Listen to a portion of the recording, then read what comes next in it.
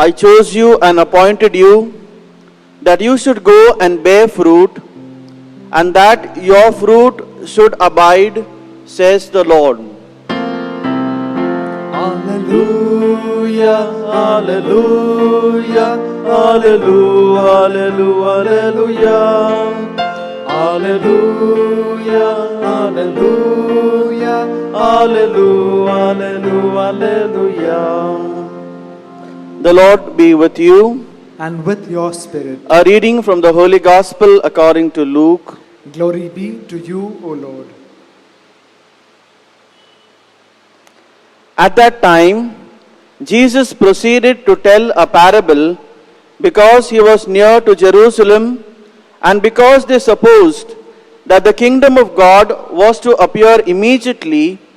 He said, therefore, a noble man went into a far country to receive for himself a kingdom and then return. Calling 10 of his servants, he gave them 10 minas and said to them, engage in business until I come.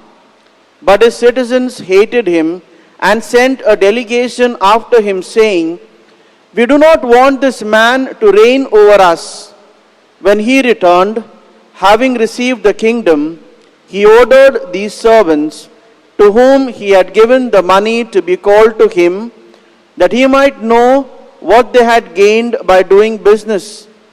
The first came before him, saying, Lord, your mina has made 10 minas more. And he said to him, well done, good servant, because you have been faithful in a very little, you shall have authority over 10 cities. And the second came, saying, Lord, your mina has made 5 minas. And he said to him, and you are to be over 5 cities. Then another came, saying, Lord, here is your mina, which I kept laid away in a handkerchief, for I was afraid of you, because you are a severe man. You take what you did not deposit, and reap what you did not sow. He said to him, I will condemn you with your own words, you wicked servant. You knew that I was a severe man, taking what I did not deposit, and reaping what I did not sow. Why then did you not put my money in the bank, and at my coming I might have collected it with interest? And he said to those who stood by, take the mina from him, and give it to the one who has the 10 minas. And they said to him, Lord, he has 10 minas. I tell you that to everyone who has, more will be given, but from the one who has not, even what he has will be taken away. But as for these enemies of mine, who did not want me to reign over them, bring them here and slaughter them before me.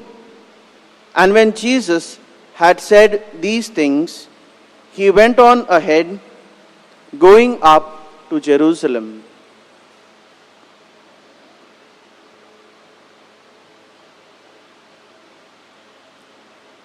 The Gospel of the Lord. Praise to you, Lord Jesus Christ.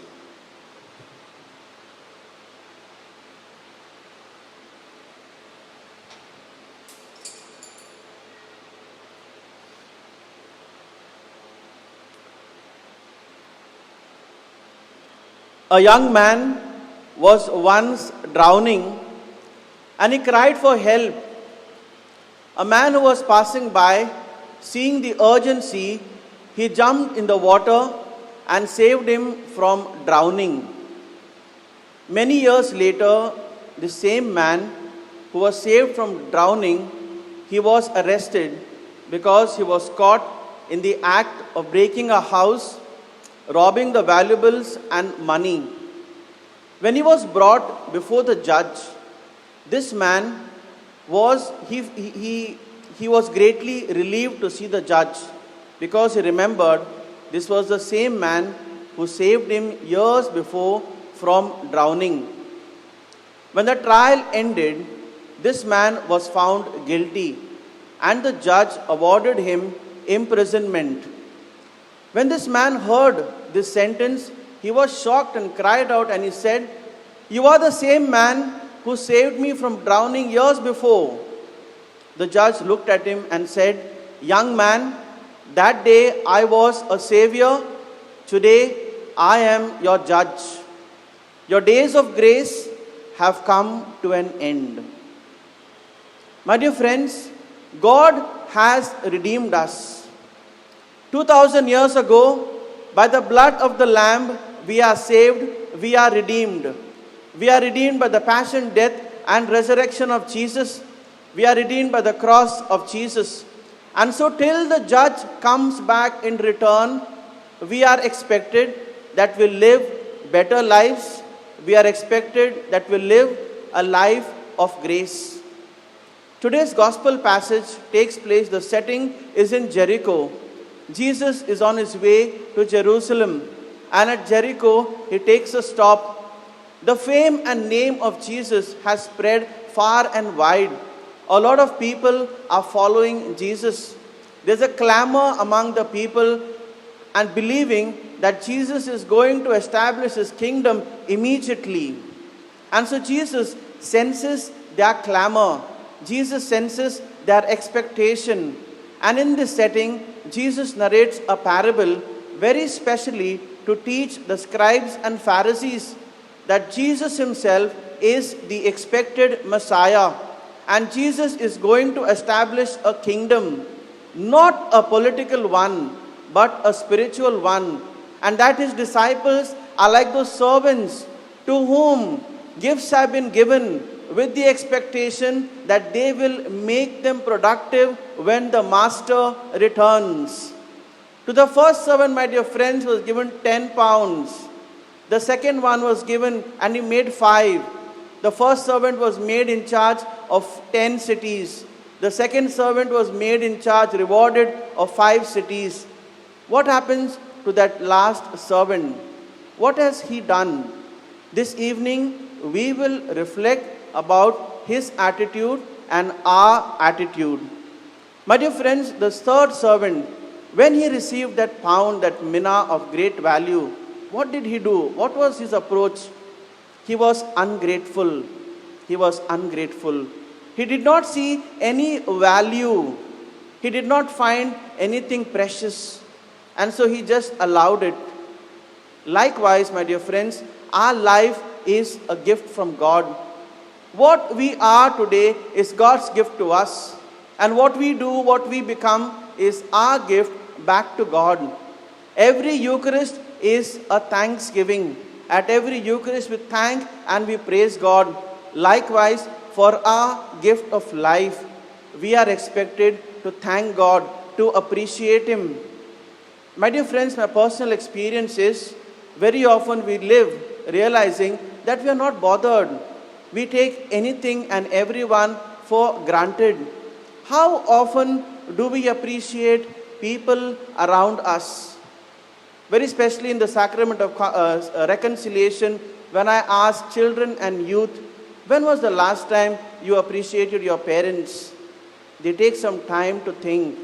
When I ask spouses, couples, when was the last time you appreciated your spouse? They take time to think and then tell. My dear friends, we should stop living taking people for granted. We should stop taking people for granted. We are called to appreciate. An attitude of gratitude is all that is needed. And at this Eucharist today, we pray, asking God to bless our hearts, that our hearts are warm, that we appreciate everyone, right from the rickshaw driver to the vegetable vendor to the building watchman, to everyone, to say the 2-letter magic word, thank you, for every service that is done. Every act of good that is done creates goodwill. And the church teaches us that good comes from the inspiration of the Holy Spirit. And so when we say thank you, when we appreciate, we create goodwill and we raise goodwill. This is the first attitude that we will learn, that we will appreciate. The second attitude that we learn from the third servant, my dear friends, is this whole attitude when he received that pound. What did he do? He played it safe. He played it safe. Faith is a gift given to us. Can we play it safe? Can we be politically right? No, we cannot be politically right, because Jesus was a radical man.